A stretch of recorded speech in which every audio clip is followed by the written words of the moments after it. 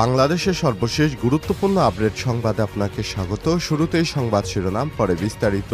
শুরুতেই জানাবো, রাজবাড়ীতে ছাত্রলীগ নেতাকে কুপিয়ে হত্যা। রাজবাড়ী জেলা শহরের বিনোদপুর পুলিশ ফাঁড়ি এলাকায় তানভীর মিয়া 22 নামে এক ছাত্রলীগ নেতাকে কুপিয়ে হত্যার অভিযোগ উঠেছে। তানভীর বিনোদপুর গ্রামের বাবু শিকদারের ছেলে এবং রাজবাড়ী পৌরসভা 3 নং ওয়ার্ডের ছাত্রলীগের সাধারণ সম্পাদক।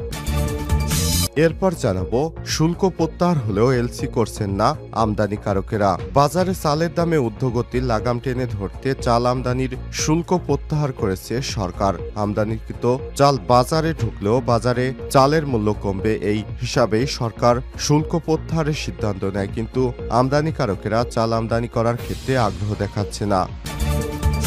জানাবো, জলবায়ু ঝুঁকিপূর্ণ দেশগুলোর জন্য পর্যাপ্ত সহায়তা প্রয়োজন। জলবায়ু সম্মেলনে বললেন প্রধান উপদেষ্টা অধ্যাপক ডক্টর মোহাম্মদ ইউনূস বলেছেন, সীমিত ডিকার্বনাইজেশন ক্ষমতা সম্পন্ন বেশিরভাগ জলবায়ু ঝুঁকিপূর্ণ দেশের সবুজ শিল্পের বিকাশের জন্য পর্যাপ্ত আর্থিক ও প্রযুক্তি সহায়তা প্রয়োজন। এদিকে ঢাকায় 8 ফ্ল্যাটের মালিক সিআইডির এসপি শামীমা। বিসিএস পুলিশের 18তম ব্যাচের কর্মকর্তা শামীমা ইয়াসমিন। তিনি চাকরি করেই ঢাকায় কিনেছেন শত শত ফ্ল্যাট, রয়েছে শত কোটি টাকার সম্পদ। এ ব্যাপারে গুরুত্বপূর্ণ সংবাদ জানাবো, সঙ্গেই থাকুন। এবারে জানাবো, ইভিএম নিয়ে বিপদে নির্বাচন কমিশন।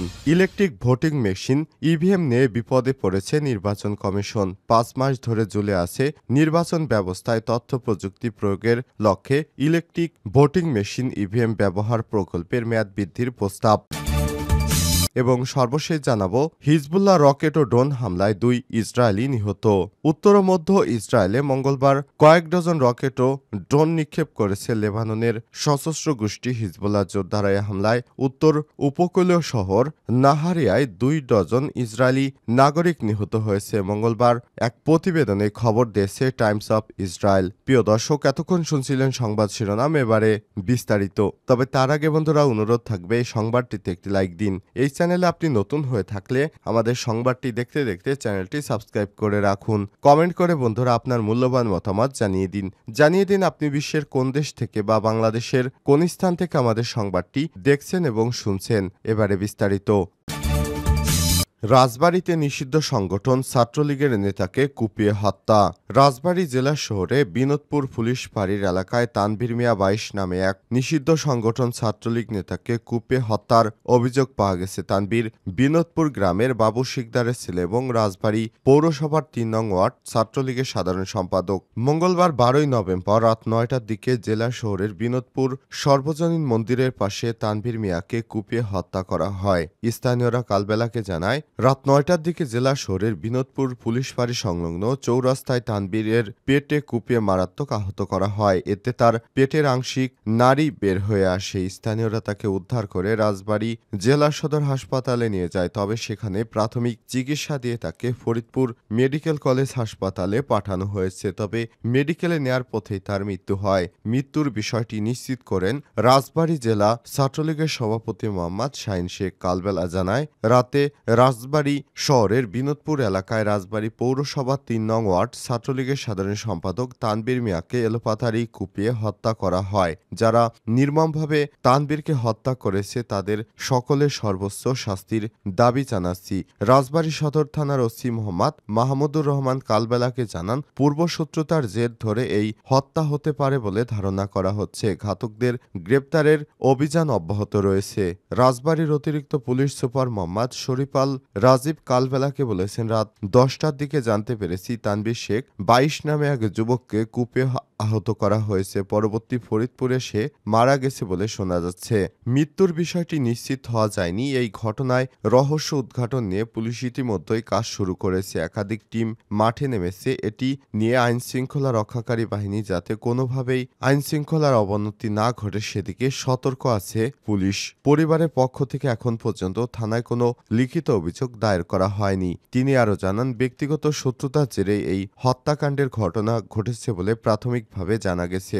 দলীয় কোনো সংঘাতের বিষয়ে জানা যায়নি। আমাদের অতিরিক্ত police super crime and ops ঘটনাস্থলে আছেন। অফিসিয়ালি কিছু বলতে পারছি না। ডেথ সার্টিফিকেট পাইনি এখনো, তবে ভিকটিমের কাছে লোকজন বলছে সে মারা গেছে। শুল্ক প্রত্যাহার হলেও এলসি করছে না আমদানিকারকেরা। বাজারে চালের দামের ঊর্ধ্বগতি লাগাম টেনে ধরতে চাল আমদানির শুল্ক প্রত্যাহার করেছে সরকার।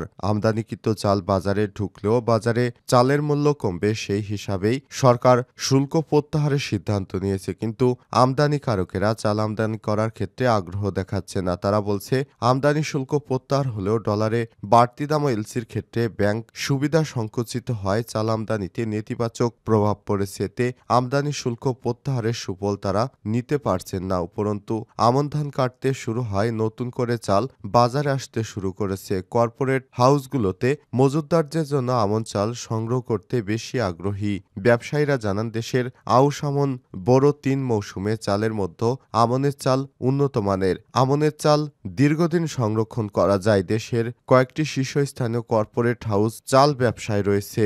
কর্পোরেট হাউসগুলো মজুদের জন্য আমনের চালই বেশি সংগ্রহ করে থাকে। চট্টগ্রামে ৪ জন আমদানিকারক ২৮,০০০ টন আমদানির বরাদ্দ পেয়েছে, তবে তারা কেউ এলসি করেনি।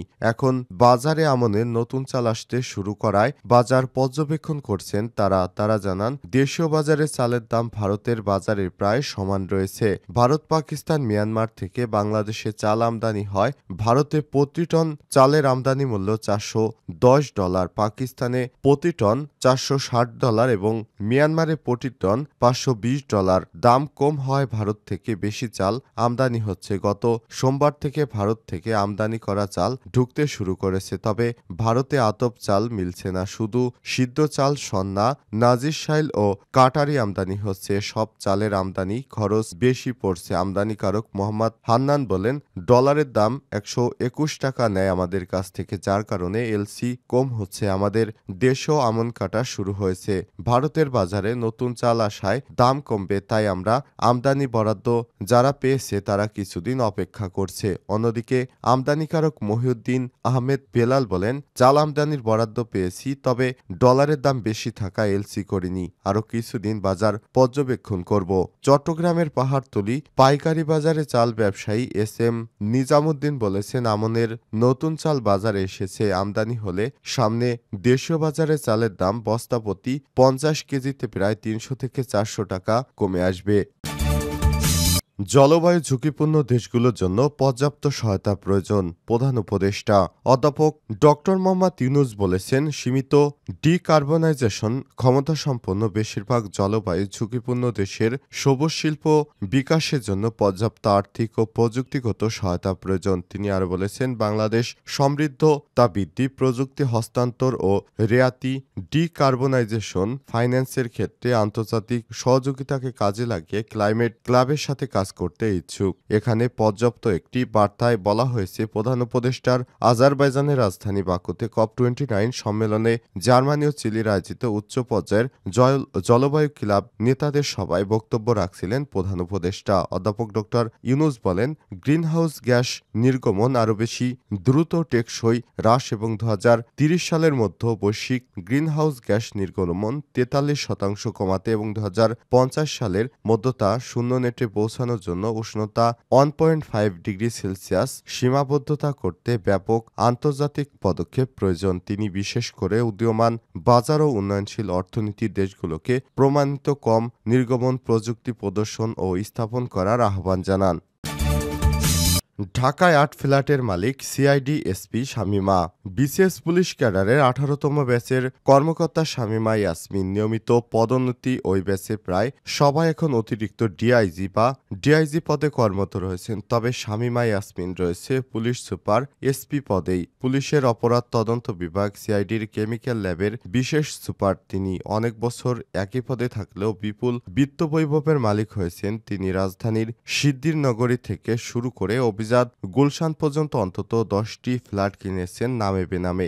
নারায়ণগঞ্জের সোনারগাঁও জাদুঘর এলাকায় 52 বিঘা জমি আর গুলশানে কিনেছেন প্লট। রয়েছে একাধিক গাড়ি। কালবেলার অনুসন্ধান আর সংশ্লিষ্ট সূত্র থেকে সব তথ্য জানা গেছে, সিদ্ধেশ্বরী কনকর্ড ম্যাগনোলিনা অ্যাপার্টমেন্ট শামীমা যে ফ্ল্যাটে বসবাস করেন সেখানে পুলিশের প্রভাব দেখে অন্যের ফ্ল্যাটের জায়গা, পার্কিং স্পেস আর অ্যাপার্টমেন্টের কমন স্পেস দখল নিয়েছেন তিনি। রাজুকের নকশা এবং অন্যান্য কোনো কিছু অমান্য করে চালাচ্ছেন সংস্কার কাজ। এসপি পরিচয়ে গত 7 বছরে সেখানে দেননি কোনো সার্ভিস চার্জ। এতে বকেয়া পড়েছে 17 লক্ষ টাকা। এসব অনিয়মের প্রতিবাদ করে ফ্ল্যাটের প্রতিবেশীরা হেনস্থার শিকার হয়েছেন। আর তার হাতে ফ্ল্যাটের মালিক সমিতির প্রতিবাদ করলেও তাদের মিথ্যা মামলায় ফাঁসানোর হুমকিও দেন তিনি। উপায় না পেয়ে তার বিরুদ্ধে সিআইডি প্রধান রাজুক ও রমনা থানায় অভিযোগ দিয়েছে ম্যাগনোলিয়া অ্যাপার্টমেন্টের মালিক সমিতি। এসব বিষয়ে তাকে জিজ্ঞাসাবাদ করলে তিনি অস্বীকার করেছেন। তবে শামীমা ইয়াসমিন কালবেলাকে বলেছেন ওই ভবন তিনি চেনেন না, যেখানে কোনোদিন যাননি, তার নামে সেখানে কোনো ফ্ল্যাটও নেই। অথচ নথিপত্রে দেখা যায় সবকিছু তার দুই স্বজন ও তার স্বামীর নামে করা।